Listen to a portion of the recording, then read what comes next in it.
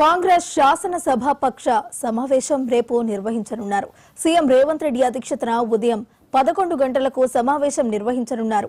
భూభారతి, సన్నబియ్యం, ఇందిరమ్మ ఇళ్లు, ఎస్సీ వర్గీకరణతో పాటు పలు అంశాలపై చర్చించనున్నారు.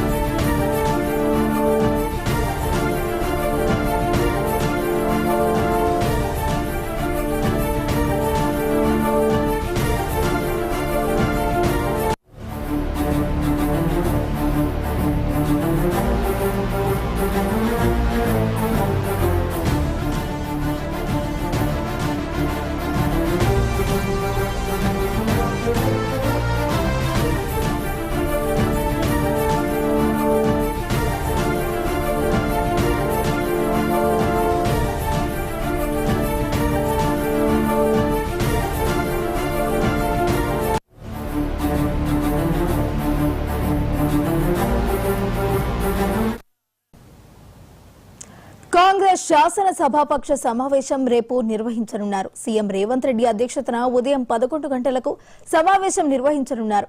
భూభారతి, సన్నబియ్యం, ఇందిరమ్మ ఇళ్లు, ఎస్సీ వర్గీకరణతో పాటు పలు అంశాలపై చర్చించనున్నారు.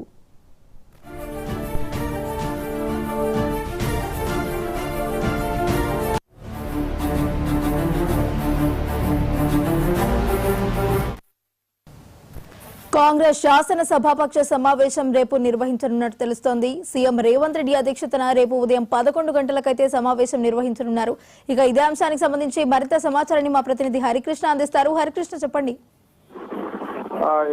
రేపు కాంగ్రెస్ పార్టీ సిఎల్పి సమావేశం ముఖ్యమంత్రి రేవంత్ రెడ్డి అధ్యక్షతన ఉదయం 11 గంటలకు హైదరాబాద్ లోని శంషాబాద్ నోవోటెల్ లో అయితే నిర్వహించున్నారు. ప్రధానంగా ప్రభుత్వం అనుసరిస్తున్న విధానాలు, ప్రభుత్వం యొక్క తీసుకొచ్చిన పథకాలను ప్రజల్లోకి తీసుకెళ్లడమే లక్ష్యంగా ఈ యొక్క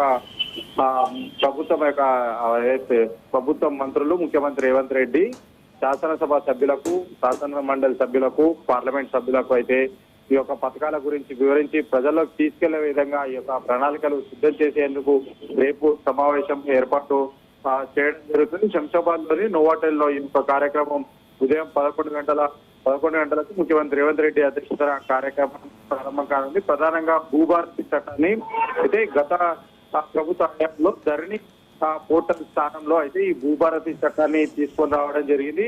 ఈ భూభారతి పోర్టల్ వల్ల అంటే గతంలో ధరణిలో రైతులు, ప్రధానంగా రైతులు, అదేవిధంగా భూ యాజమాన్యాలు చాలా వరకు కూడా భూమి ఉన్నా కానీ హక్కులు కోల్పోయిన దాఖలాలు ఉన్న నేపథ్యంలో భూభారతి చట్టం తీసుకొని వచ్చి వారందరికీ కూడా ఈ యొక్క బదలాయింపు కానీ, అదేవిధంగా ఏదైనా ఒకవేళ వేరే వారికి భూమి సేల్ చేసినా కానీ సరే, ఇంకా వేరే వారి పేరు మీద మార్చుకున్న అట్లాంటి అక్రమాలకు తావునివ్వకుండా ఈ యొక్క భూభారతి చట్టం ఉండబోతున్నట్టు కూడా ప్రభుత్వం ఇప్పటికే చెప్తున్న నేపథ్యంలో దీన్ని ప్రజల్లోకి తీసుకెళ్లాలని చెప్పేసి కూడా ప్రభుత్వం భావిస్తుంది. అంతేకాకుండా సన్నబియ్యం ప్రతి ఒక్కరికి కూడా కాంగ్రెస్ సర్కార్ పేదలందరికీ కూడా సన్నబియ్యం అందిస్తున్న ఈ యొక్క పథకాన్ని కూడా ప్రజల్లోకి తీసుకెళ్లాలి. అదేవిధంగా ఇందిరమ్మ ఇళ్లకు సంబంధించి కూడా ప్రజల్లోకి తీసుకెళ్లాలి. ఎస్సీ కేటగిరీకి సంబంధించిన ఆ పథకాలు, ప్రధానంగా ఈ 4 పథకాలకు సంబంధించి ప్రజల్లోకి తీసుకెళ్లి కాంగ్రెస్ ప్రభుత్వం యొక్క ఆలోచన విధానం ఏ విధంగా ఉంది, ప్రజలకు ఏ విధంగా చేయబోతున్నారు అనేది